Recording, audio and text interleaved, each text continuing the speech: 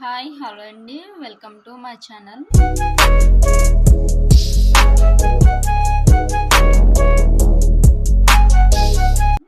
ఇప్పుడు పల్లీ చట్నీ ఎలా చేసుకోవాలో నేను చూపిస్తానండి. మనకి బయట టిఫిన్ బాటిల్లో వస్తుంది కదండి, ఆ స్టైల్లో వచ్చేలాగా నేను చూపిస్తానండి పల్లీ చట్నీ ఎలా చేసుకోవాలో. ముందుగా ప్యాన్ పెట్టుకుని ఇలా ఒక గుప్పుడు పల్లీలు తీసుకుని బాగా గోల్డ్ రంగు వచ్చేదాకా వేగించుకోవాలండి సిమ్లో పెట్టి.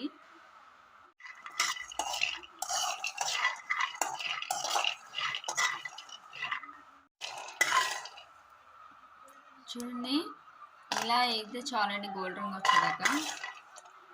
పిక్ నుంచి ఆల్రెడీ పొట్టు రాలిపోతుంది చూడండి, మనం తీయింది. ఇలా వేగితే చాలండి. స్టవ్ ఆఫ్ చేసుకుని చల్లారిన తర్వాత శుభ్రంగా పొట్టు లేకుండా తీసేసుకోండి. చూడండి, ఇలా పొట్టు తీసుకుని దీంట్లో వేసుకున్నాను నేను పల్లీల మిక్సీలో. ఒక 4 పచ్చిమిర్చి, కొద్దిగా పుట్నాల పప్పు వేసుకోవాలండి లైట్గా.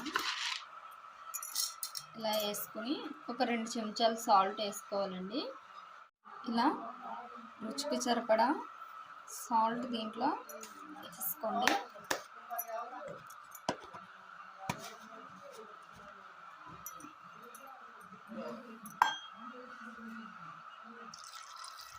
ఇలా కొద్దిగా వాటర్ వేసుకుని మిక్సీ పట్టేసుకోండి. చూసారు కదండి, పచ్చిగా అంటే ఈ విధంగా గ్రైండ్ చేసుకోవాలండి. మరి మెత్తగా కాదు, అలాగని మరి పలుకుల్లో కూడా వదిలేసుకోకూడదు. ఈ విధంగా ఇలా గ్రైండ్ చేసుకున్న తర్వాత ఇప్పుడు పోపు పెట్టుకుందామండి. ఇలా ప్యాన్ వేడి చేసుకుని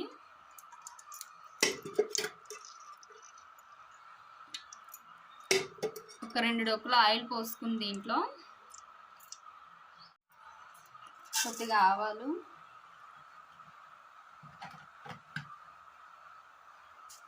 కొద్దిగా జీలకర్ర,